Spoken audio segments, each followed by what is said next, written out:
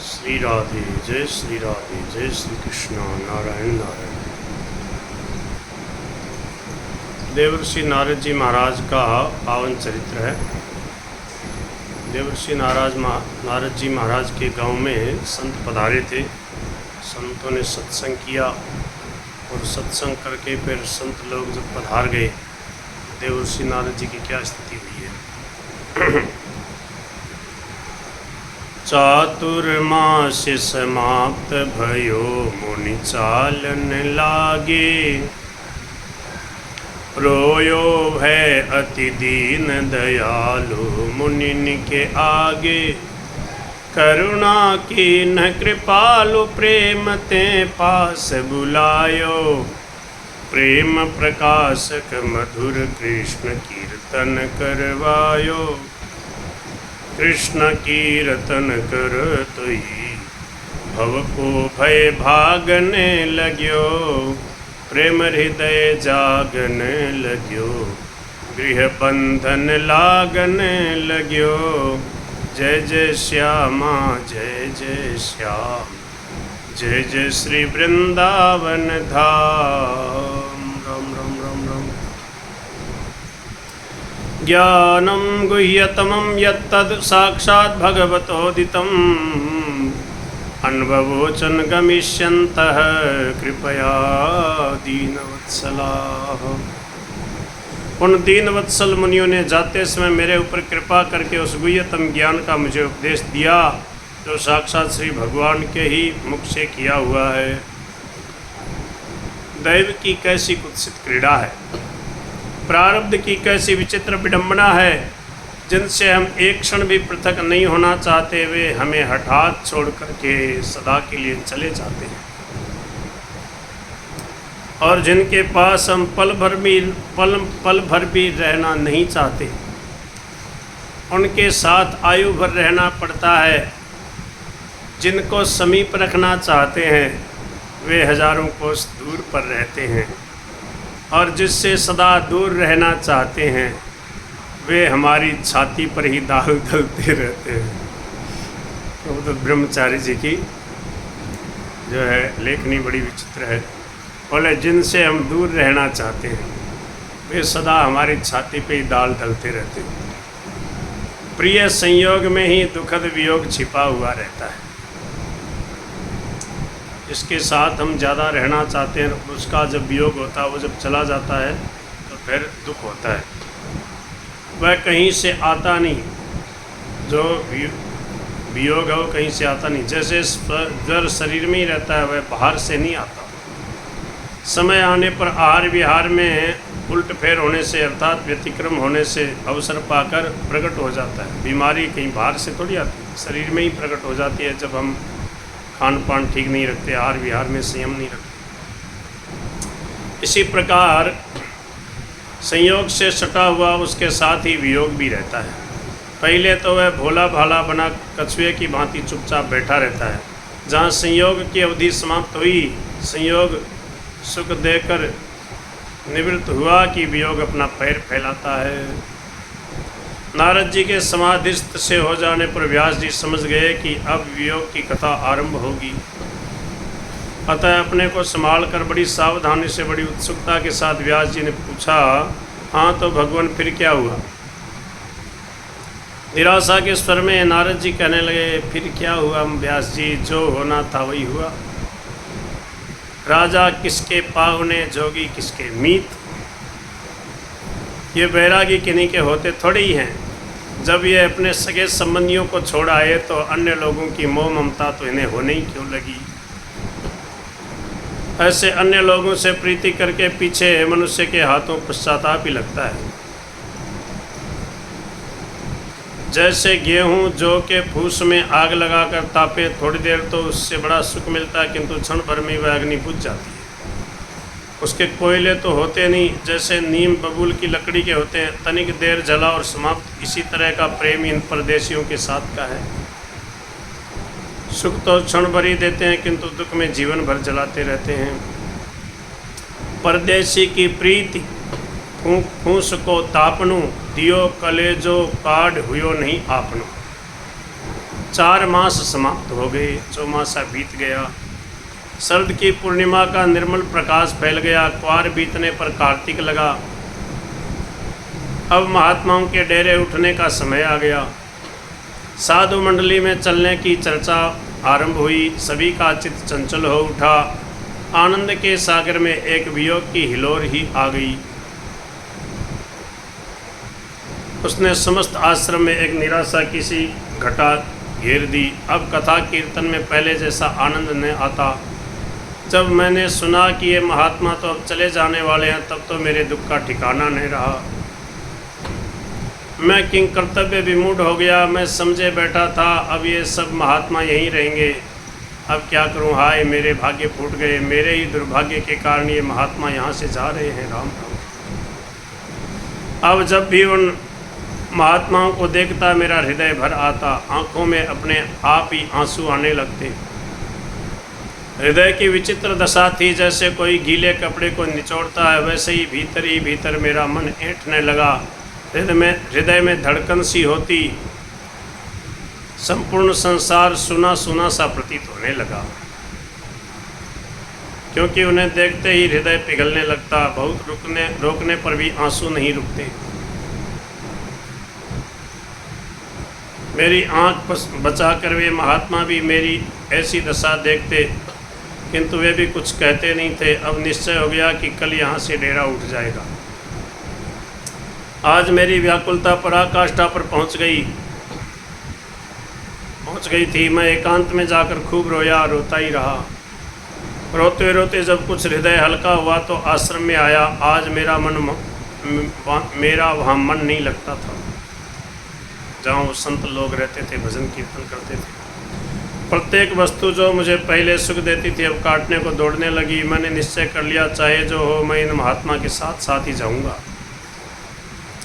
यहाँ मेरा है ही कौन। हाँ, माँ है सो किसी तरह अपने दिन बिताई लेगी। ऐसा निश्चय करने पर मुझे कुछ शांति मिली कि अब मैं इनके साथ ही चला जाऊंगा। चित्त में कुछ स्वस्थता प्राप्त हुई, किंतु फिर एक चिंता ने आकर घर दबाया। यदि आचार्य महाराज ने साथ चलने की आज्ञा न दी तब क्या होगा। इस विचार के आते ही हृदय फिर धड़कने लगा। इतने में ही आशा ने आकर ढाढ़स बंधाया। अरे वे महात्मा बड़े दयालु हैं। जब मैं रोकर उनके चरणों में लिपट जाऊंगा तो मुझे दीनहीन बालक समझकर अवश्य ही वे अपने चरणों की शरण प्रदान करेंगे। इसी धुनाबुनी में सायंकाल हो गई। सायं आरती के घंटे बजने लगे। चारों ओर से अपनी अपनी कुटियाओं में से महात्मागण निकल कर पूजा स्थल पर जाने लगे। मैं भी सबकी दृष्टि बचाकर एक और कोने में खड़ा हो गया। उस दिन मुझे पता ही न चला कब आरती शुरू हुई, कब समाप्त हो गई। मुझे पता तब चला जब प्रसाद देने वाले महात्मा ने कहा, अरे हरिदास तू सो गया क्या रे, ले चरणामृत प्रसाद ले। तब मेरा ध्यान भंग हुआ। चरणामृत प्रसाद लेकर मैं बाहर चला गया। आज महात्माओं की चरण वंदना भी न कर सका।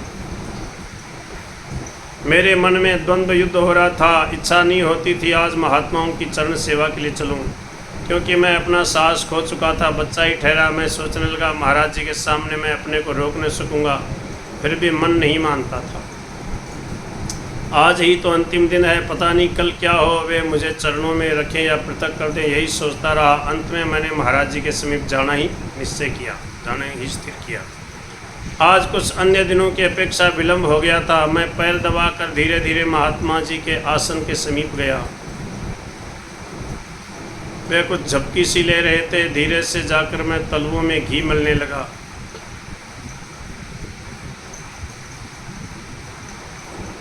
उन्होंने कुछ चौंकते हुए कहा, कौन है हरिदास? अरे बेटा तू अभी सोया नहीं।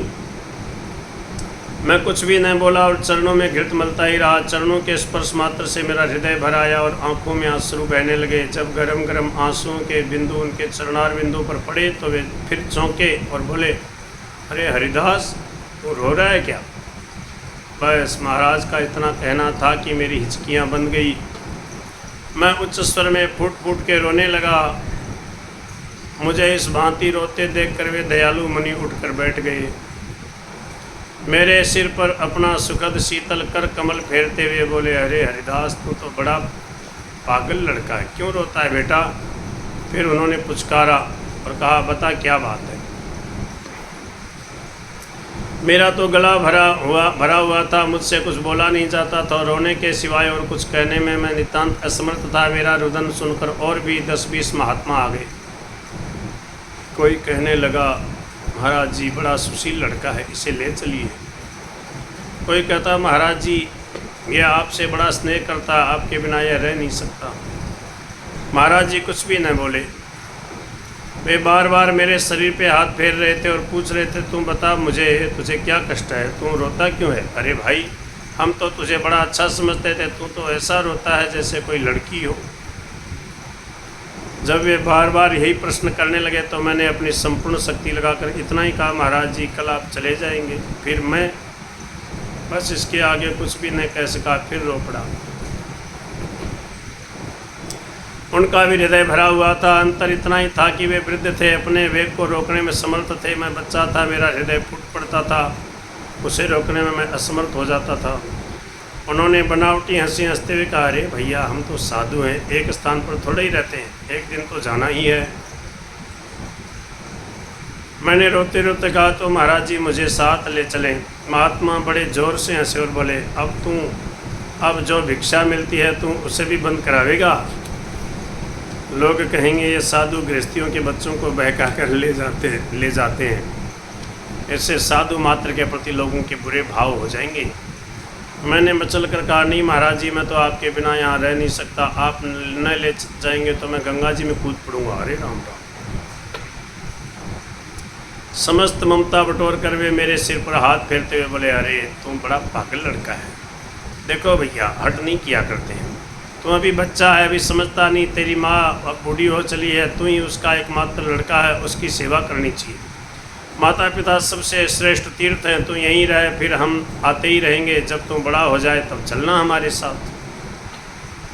यद्यपि मैं बच्चा था किंतु सब समझता था कि ये महात्मा मुझे वैसे ही बहकाने को कह रहे हैं। अब इनका आना कहाँ होता है, रमते राम का क्या पता, गए सो गए। महात्मा की बात का मैंने कुछ भी उत्तर नहीं दिया। मैंने निश्चय कर लिया कि मैं अवश्य ही कल इनके साथ चल लूँगा, चाहे ये मारे या पीटे। मुझे नीचा सिर किए चुपचाप आंसू बहाते हुए देखकर महाराज जी ने फिर कहना आरम्भ किया, बेटा देखो मन को छोटा नहीं बनाना चाहिए, भगवान सर्वत्र हैं। यहीं रहकर भगवान का भजन करो, वे बड़े कृपालु हैं, तुम्हारी सभी मनोकामनाएं पूर्ण करेंगे। इस तरह नहीं रोते हैं। अरे भैया तेरी यह बात तो हमारी कुछ समझ में ही नहीं आई। फिर प्रेम से पुचकारा, शरीर पे हाथ फेरा और प्यार के साथ कहा, जा सो जा, सो जा बेटा। मैं चरणों में प्रणाम करके पास की कुटी में चला गया। मैंने सुना पीछे महात्मा जी सब कह रहे थे, बच्चे का अंतःकरण बड़ा ही निर्मल होता है, उसमें छल कपट नहीं रहता, साधुता और सरलता रहती है, प्रेम पाते ही अत्यधिक आकृष्ट हो जाता है। बड़े होने पर पूर्व जन्म के संस्कार हृदय पर प्रभाव जमा लेते। मनुष्य सब स्नेह प्रेम छोड़कर उन्हीं के अनुसार काम करने लगता है। मनुष्य सब स्नेह और प्रेम छोड़कर फिर जब बड़ा हो जाता है तो दूसरे संस्कार जमा लेते हैं, संसार के सुख सुविधा के भोग के, फिर वैसा ही बनने लग जाता है। यह लड़का कोई संस्कारी मालूम पड़ता है। इतने दिन साथ रहा, इसने कभी काम में प्रमाद नहीं किया, कभी किसी का कोई अपराध नहीं किया, सभी का प्रिय बना रहा। ऐसा स्वभाव पूर्व जन्म के अनेक शुभ कर्मों से ही मिलता है। सब महात्मा अपने अपने आसनों पर चले गए। मैं भी अपनी चटाई पर लेट गया, किंतु मेरी आंखों में नींद कहाँ। मुझे तो एक ही चिंता सता रही थी, कल के वियोग का दृश्य प्रत्यक्ष मेरी आंखों के सामने नाच रहा था। रोते रोते ही संपूर्ण रात्रि बीत गई। प्रातःकाल सबसे पहले उठकर मैं नित्य कर्म से निवृत्त हुआ। आज आश्रम में सर्वत्र हलचल थी। कोई चिल्ला रहा था, कोई गठड़ी बांध रहा था, कोई पूछता था मुख वस्तु कहाँ है, दूसरा रुखा उत्तर देता, मुझे क्या पता। सब बात मुझसे ही पूछते हैं, मैं कुछ गांठ में थोड़े ही बांधे फिरता हूँ। वहीं देख लो, जहाँ रखी थी वहीं देख लो। कोई कहता महाराज अमुक वस्तु नहीं मिल रही है। आचार्य महाराज सरलता के साथ कहते नहीं मिल रही है तो जाने दो भैया, जो मिल रही है उसे ही गाड़ी में ला दो। गौओं पर झूलें पड़ने लगी। जल्दी जल्दी पूजा करके बाल भोग बंटने लगा। रसोई और पूजा बर्तन बांध बांध कर गाड़ियों पर लादने लगे। आश्रम में बड़ी खटर पटर मच गई। कोई इधर से उधर दौड़ता, कोई बैलों को लाता। सर्वत्र शीघ्रता हो रही थी। सभी साधुओं के बिस्तर बनने लगे। कोई कहता गौओं को और गाड़ियों को हाँक दो, इससे धीरे धीरे आगे चलें। दूसरा जोर देकर कहता हाँक दो कह रहे हो, अभी महाराज के आसन का सब सामान तो वहीं पड़ा है। इस पर वह दूसरे से कहता अजी तुम बातें कर लेना, पहले महाराज जी का सामान तो गाड़ी में ला दो। इस पर कई साधु दौड़ जाते, इधर से इधर उधर के सामान को लाकर रख देते। गांव के बाल बच्चे स्त्री पुरुष सब एकत्रित हो गए थे। बच्चों को साधुओं के जाने का कोई दुख नहीं था। उन्हें सबसे बड़ा दुख यही था कि अब कल से दोनों समय प्रसाद न मिला करेगा। स्त्री पुरुष बड़े बड़े खड़े खड़े आंसू बहा रहे थे। महाराज उन्हें कुछ ऐसे ही समझा रहे थे। मुझसे ये दृश्य नहीं देखा गया। मैं भागकर अपनी माँ के पास चला गया। नारद जी महाराज सुना रहे। जब ये महात्मा आए थे, आज मैं ही अपने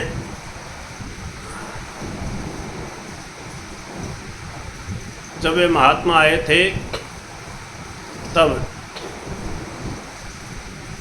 आज ही मैं अपने झोंपड़े में गया। अच्छा, तो जब से वो महात्मा जी आए तब से बोले मैं झोंपड़े में अपने घर में गया ही नहीं। उन महात्मा जी के वहाँ डेरे पे संतों की सेवा करता, वहीं उनके कोई कुटिया में चटाई पे सो जाता। जब ये महात्मा आए थे आज ही मैं अपने झोंपड़े में गया। तब से उन ब्राह्मण देवता के घर से थोड़ी दूर एकांत में ही हमारा घर था। घर क्या, मिट्टी की कच्ची दीवार पर फूस का एक छप्पर था। उसी में माँ बेटे दोनों रहते थे। मेरी माँ ने मुझे देखते ही पूछा महात्मा चले गए क्या बेटा? मैंने मुख से कुछ नहीं कहा, केवल सिर हिलाकर संकेत कर दिया कि अभी नहीं गए। मेरी माँ को तो महात्माओं से अंतिम आशीर्वाद लेना था। वह मेरा हाथ पकड़कर फिर महात्माओं के पास ले गई। गोएं और गाड़ियाँ चल रही थी। सभी साधु बिस्तर बांधे चलने को उपक्रम कर रहे थे। आचार्य महाराज गांव के स्त्री पुरुषों से घिरे हुए खड़े थे। मैंने दूर से उन्हें देखा। उनकी आंखें उस भीड़ में किसी को खोज रही थी। आज प्रातःकाल से ही मैं उनके सामने नहीं हुआ था। माँ के साथ आप मुझे आते देखकर उनका चेहरा खिल उठा। मेरी माँ में महात्मा के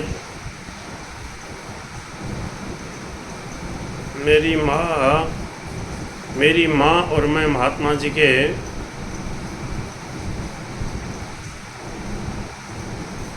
चरणों के पास आए, प्रणाम किया।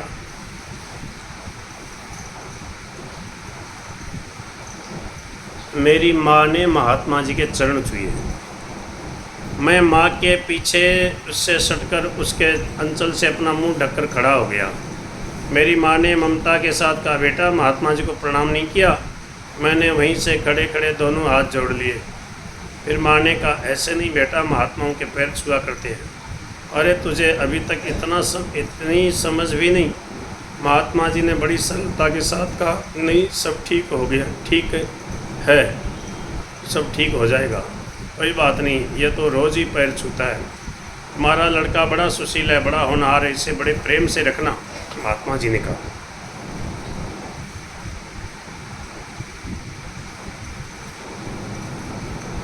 माँ ने दीनता के स्वर में कहा मेरा क्या है महाराज जी, सब आपका ही है, आपकी दया हो तो जी जाए। यही मेरी वृद्धावस्था की लकड़ी है, इसी का सहारा है। आप आशीर्वाद दें कि यह जल्दी बड़ा हो जाए, इसका विवाह हो जाए। नारद जी महाराज की माता जी ने क्या कहा महात्मा जी से? बोले आप आशीर्वाद दें ये जल्दी बड़ा हो जाए, इसका विवाह हो जाए। यदि नाती का मुख देखकर मैं मरूं तो फिर कोई मुझे चिंता नहीं रहेगी। नाती माने पोता। वाह रे ममता, 5 वर्ष का लड़का है, अभी अच्छी तरह बोलना भी नहीं जानता और माँ नाती के स्वप्न देखती है। हे व्यास जी, इसी का नाम है माया। महाराज जी ने बहू नाती का तो आशीर्वाद दिया नहीं। महात्मा जी ने बहू आ जाएगी, नाती हो जाएगा तेरे, ऐसा आशीर्वाद नहीं दिया। यही कहा भगवान श्री नारायण सब मंगल ही करेंगे। तुम भी थोड़ा भगवान का भजन किया करो भाई। किंतु मेरी माँ का तो भगवान मैं ही था और रुन झुन करती हुई बटवासी बहू घर में आ जाए, यही उसकी लक्ष्मी थी। बस इसके अतिरिक्त उसे और किसी भगवान की न चिंता थी न आवश्यकता। संसार में ऐसा ही होता है, लोगों को बस क्या चाहिए, बेटे का बढ़िया से घर में विवाह हो जाए। महाराज ने मुझे बुलाया, एक वस्त्र और द्रव्य मुझे दिया। द्रव्य तो लेकर मैंने उनके चरणों पर चढ़ा दिया वापस। वस्त्र को श्रद्धा सहित सिर पर रखकर मैंने माँ से कहा, माँ चल, मुझे बड़ी भूख लगी है। माँ भी महात्मा को प्रणाम करके मुझे लिए हुए चलती बनी। घर के समीप पहुँचने पर मैंने जोर से भगवान के नाम की ध्वनि सुनी। माँ ने कहा, मालूम होता महात्मा चल दिए, बड़े अच्छे महात्मा थे, मुझे सदा कुछ न कुछ देते रहते थे। मेरे हृदय में तो दूसरी बात बैठी थी। मैंने माँ से कहा, मुझे कुछ खाने को दे, बड़ी भूख लगी है। माँ ने बासी रोटी मुझे दी, कुछ खाई, कुछ रखी और मैंने कहा, माँ मैं खेला हूँ। माँ को स्वामी का काम करना था, उसने कोई आपत्ति नहीं की। मैं अपनी संपूर्ण शक्ति लगाकर दौड़ा। बगीचा उजाड़ हो गया था, मानो वहाँ की संपूर्ण श्री नष्ट हो गई थी। मैं मुट्ठी बांध कर दौड़ रहा था। दूर जाते हुए महात्मा दिखाई दिए। मैं वृक्षों की आड़ में अपने को छिपाता हुआ उनके पीछे पीछे दौड़ने लगा। आगे मैदान था, कोई वृक्ष नहीं था। दूर से ही किसी महात्मा ने मुझे दौड़ते हुए देख लिया। वे महात्मा जी से बोले, देखिए देखिए महाराज जी, वह लड़का दौड़ा हुआ आ रहा है, दौड़ा आ रहा है। महाराज जी ने मुड़कर देखा और वे खड़े हो गए। सब महात्मा भी खड़े हो गए, मैं भी खड़ा हो गया। मैं हाँफ रहा था, भागते भागते थक गया था। मैं निर्णय न कर सका कि पीछे भाग जाऊं या आगे बढ़ूं। इतने में महाराज जी ने पुकारा, हरिदास यहाँ आ बेटा। मुझे साहस हुआ, प्रसन्नता हुई, मैं चला गया। महाराज जी के समीप जाने का साहस नहीं हुआ, दूर ही खड़ा रहा। मुझे दूर खड़ा देखकर स्वयं महाराज जी भी मेरे समीप आ गए। उन्होंने मुझे बड़े स्नेहपूर्वक आलिंगन किया और बोले, तू बड़ा पागल है रे, हमने मना किया है फिर भी तू भाग आया। बाला नाम रोदनम बलम, बच्चों का बल रोना है। मैं बड़े जोरों से रो पड़ा। मेरे आंसू पूछते हुए बोले, बेटा रोते नहीं, मंगल में भगवान तेरा मंगल करेंगे। मैंने रोते हुए कहा, महाराज मेरा कोई आधार नहीं है, मुझे संसार सुना सुना दिखाई देता है, मुझे आप अपने चरणों में रख लें, यही मेरी भीख है। सब संतों का हृदय भर आया। सभी ने कहा, महाराज जी हानि क्या, गौओं की सेवा करेगा। किंतु उन बूढ़े महात्मा ने पता नहीं क्या निश्चय कर लिया था। वे महात्मा जितने ही सरल, स्नेही और प्रेम के मूर्ति थे, प्रेम के मूर्ति होते हैं, कहते हैं ये महात्मा जितने सरल, स्नेही और प्रेम की मूर्ति होते हैं, उतने ही नियम के कठोर और दृढ़ भी होते हैं। उन्होंने मुझे साथ ले जाना स्वीकार नहीं किया। हाँ, मेरे ऊपर कृपा करके मुझे भगवान के ध्यान का उपदेश प्रदान किया। बोले, देख हम तुझे आधार बताते हैं, बैठ जा। उनकी आज्ञा से मैं बैठ गया। वे स्वयं मेरे सामने आसन बिछाकर पद्मासन मारकर बैठ गए और मुझसे भी इसी आसन में बैठने को कहा। मैं उनकी आज्ञा अनुसार दृढ़ मुक्त पद्मासन मारकर बैठ गया। उसके लगाने में मुझे तनिक भी प्रयास नहीं हुआ। तब ये बोले, नित्य प्रति तू जो श्याम सुंदर की सलोनी मूर्ति के दर्शन करता था, नेत्र बंद करके उसका ध्यान कर, प्रभु का ध्यान कर। मैंने नेत्र बंद कर लिए। थोड़ी देर के पश्चात वे बोले, बेटा बड़ी सावधानी से भगवान की मनोहर मूर्ति का चिंतन कर। मैं ध्यान करने लगा। भगवान की मानसिक मूर्ति मेरे सामने मानो चित्रित हो गई। महाराज जी कहते जाते थे, देख भगवान के चरणों के तलवे कितने चिकने लाल लाल हैं। भगवान का ध्यान करा रहे छोटे से बच्चे नारद जी को। उनके लाल लाल नखों से चंद्रमा की किरणों के समान कैसी दिव्य ज्योति निकल रही है। उनके चरणों के ऊपर का भाग कैसा चढ़ाव उतार का है। भगवान के टखने कितने भरे हुए मनोहर हैं। उनकी हड्डियाँ कितनी उठी हुई हैं, रक्त वर्ण की हैं। टखनों के ऊपर पिंडरियाँ कितनी गोल गोल भरी, द्युतिमान और छोटे छोटे रोमों से सुशोभित हैं। उनके घुटने कितने भरे और सुंदर और दर्शनीय हैं। उनकी दोनों जांघें मोटी, मनोहर, चिकनी और उतार चढ़ाव की हैं। उनके जघन कितने मांसल, कटी कितनी सूक्ष्म और कर्दनी से युक्त है। गंगा जी के आवर्त के समान गहरी गोल कितनी सुंदर नाभि है। भगवान का उदर न बहुत बड़ा है, न बहुत दबा हुआ, सुंदर मांसल और पीपल के पत्ते के समान है। ऊपर देखो कितना विशाल वक्षस्थल है, जिसमें श्रीवत्स का चिन्ह विराजमान है। भगवान कैसी तुलसी माला कौस्तुभ मणि से शोभायमान है। भगवान कैसी ललित त्रिभंगी गति से 3 स्थानों में से टेढ़े होकर खड़े हैं। उनके दोनों कर कमलों में कैसी मधुर मुरली विराजमान है। वे टेढ़े होकर किस प्रकार थोड़ा ओठों को संकुचित करके मुरली बजा रहे हैं। पीताम्बर की फहरान कैसी अद्भुत है। बाएं कंधे से बांसुरी बजाने के कारण थोड़ा पीताम्बर खिसक गया है। बेटा हरिदास, भगवान के श्रीकंठ का ध्यान करो, शंख के समान कैसा मनोहर उतार चढ़ाव का है। अब चिबुक का ध्यान करके मधुर मुख पर दृष्टि जमाओ। यही भक्तों का सर्वस्व है। इसी के दर्शनों को असंख्यों जन्म योग जब तब किए जाते हैं। देखो कैसी मंद मंद मुस्कान है। यह जादू भरी मुस्कान ही भक्तों के हृदय में आनंद का स्रोत बहाती है। जिसने एक बार इसे देख लिया उसे जगत फीका और निस्सार दिखाई देता। एक बार जो भगवान की मुस्कान देख ले तो इतर राग विस्मारणम नृणाम इतर वीर नस्त्यतरम। एक बार भगवान का मुस्कुराता हुआ खिला हुआ चेहरा देख ले तो सब प्रकार की आसक्ति दूर हो जाती है।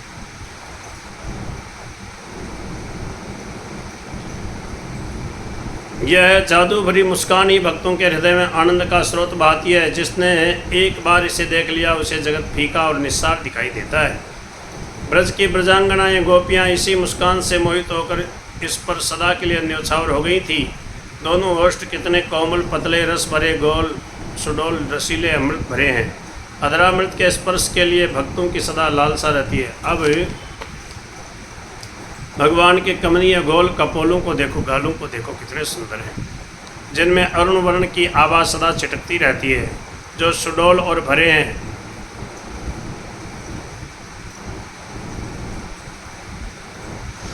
दोनों कपोलों के बीच में श्वास प्रश्वास लेती हुई नासिका का ध्यान करो, कितनी मनोहर है। नथुने कभी फूल जाते हैं, कभी संकुचित हो जाते हैं। ऊपर पतली और क्रम से नीचे की ओर मोटी और गोल होती आ रही है। नथुने कभी फूल जाते हैं, कभी संकुचित हो जाते हैं। ऊपर पतली और क्रम से नीचे की ओर मोटी और गोल होती आ रही है। बीच में शुक की चोंच की तरह कैसी नुकीली सी हो गई है नासिका। इसके ऊपर ही दो खिले हुए कमलों के समान नेत्रों के दर्शन करो। हरिदास सावधान, यही भक्तों के सर्वस्व हैं।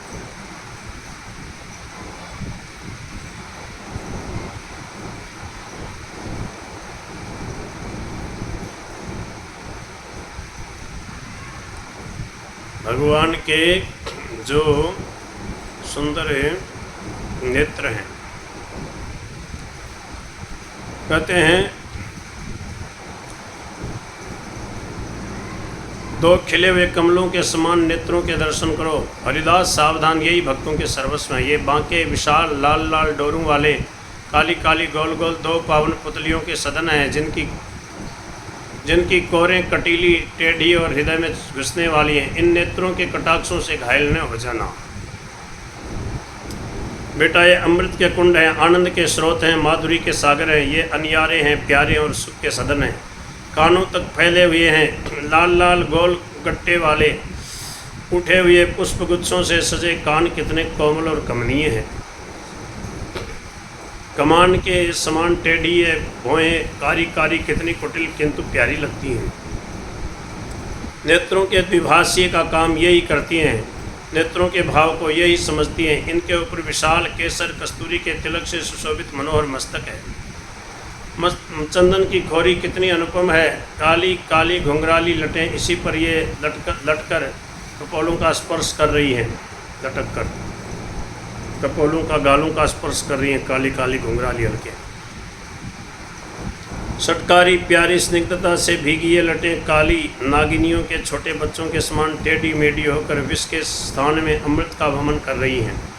मस्तक के ऊपर कुंचित कारे कारे घुंघराले केस हैं, जिस पर मनोहर मोर मुकुट टेढ़ेपन से विराजमान है। यहाँ की सभी वस्तुएं टेढ़ी ही हैं। ये हरिदास देख, इससे तिरछी मुकुट की लटकन को ध्यान से देख, फिर एक बार संपूर्ण अंग का ध्यान कर। इतना कहकर महाराज चुप हो गए। इतने में मुझ में इतनी बुद्धि कहाँ थी जो अपने आप ऐसा ध्यान कर सकता था। उन्होंने ही अपनी शक्ति से मुझसे ध्यान करा दिया। मैं उसी ध्यान में मगन हो गया। मुझे पता ही नहीं रहा कि मैं कहाँ हूँ। पता तो मुझे तब चला जब महाराज जी ने झकझोर कर मुझे उठाया। ऐसा ध्यान लग गया। सोते हुए आदमी की तरह निद्रा से उठकर मैं धीरे धीरे इधर उधर देखने लगा। महाराज जी ने दृढ़ता से कहा, बेटा देख, यही ध्यान है। इसी के करने से तुझे परम शांति मिलेगी। इसका अभ्यास करने से फिर तेरा सब शोक मोह दूर हो जाएगा।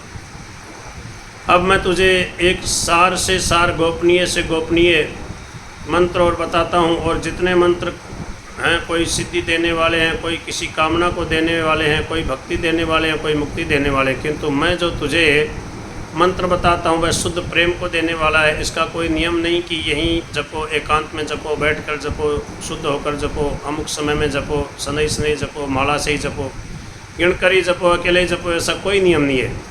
इसे कैसे भी जपो, धीरे धीरे जपने की अपेक्षा जोर जोर से कीर्तन करने का इसका और भी अधिक फल है। अकेले की अपेक्षा सब मिलकर कीर्तन करें तो और भी सुंदर है। इसके लिए यह भी नियम नहीं है कि ब्राह्मण, क्षत्रिय, वैश्य या यज्ञोपवीतधारी ही इसे जपे या कीर्तन करे। शूद्र, अंत्यज, म्लेच्छ, स्त्री, पुरुष, बालक, उपनीत, अनुपनीत मनी यज्ञोपवीत धारण किया हुआ या यज्ञोपवीत नहीं हो तो भी, जनेऊ नहीं हो तो भी, सभी समान रूप से इसे जप कर कीर्तन करके परम प्रेम के अधिकारी बन सकते हैं। तुम इसी का निरंतर कीर्तन करते रहना और मैंने जो ध्यान बताया उसे भी अवसर मिलने पर किया करना।